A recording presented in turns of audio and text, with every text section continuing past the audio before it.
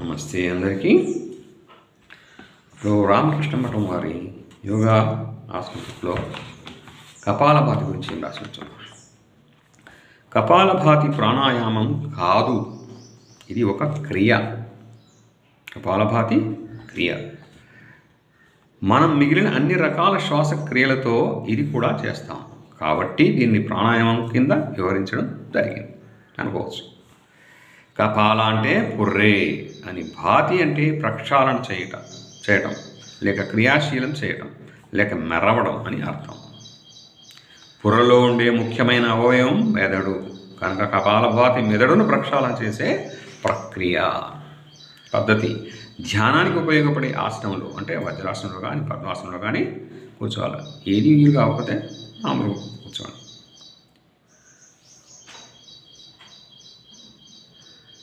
రెండు చేతులతో చిన్ముద్రను చూపాలి. రెండు మణికట్లను వెనుక భాగాలు ఆయా మోకాళ్ళ పైన ఉండేటట్లు ఉంచాలి.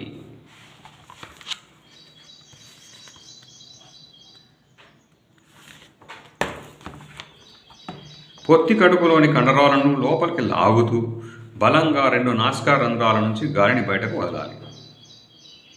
శ్వాస తీసుకోవడం అసంకల్పితంగా జరగాలి. శ్వాసను ప్రయత్నపూర్వకంగా ఆపకూడదు. ప్రారంభంలో 1 నిమిషానికి 30 సార్లు చేయాలి. నెమ్మదిగా పెంచుతూ నిమిషానికి 120 సార్లు చేయగలగాలి. ఈ విధంగా 1 నిమిషం గడిచిన తర్వాత మనకు తెలియకుండా శ్వాస నెమ్మదిస్తుంది. అప్పుడు దీనికి సంబంధించిన గాఢ నిశ్శబ్దాన్ని హాయిగా అనుభవించాలి.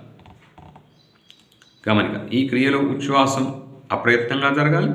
నిశ్వాసం క్రియాశీలకంగా, ఉచ్ఛ్వాసం నిష్క్రియాత్మకంగా జరగాలి. ఉచ్ఛ్వాస నిశ్వాసలను ఎక్కువసార్లు తొందరగా చేయడం కానీ సమయాన్ని త్వరగా పెంచడం కానీ చేయకూడదు, అది ప్రమాదకరం. శ్వాసను క్రమేణా వేగవంతం చేయాలి.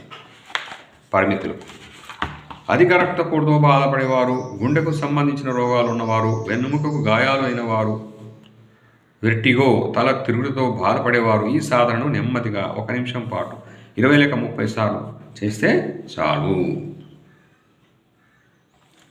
ప్రయోజనాలు: కపాలభాతి వల్ల కపాలభాతి క్రియ ఊపిరితిత్తులలో మిగిలిపోయి ఉన్న గాలిని బయటకు తోస్తుంది.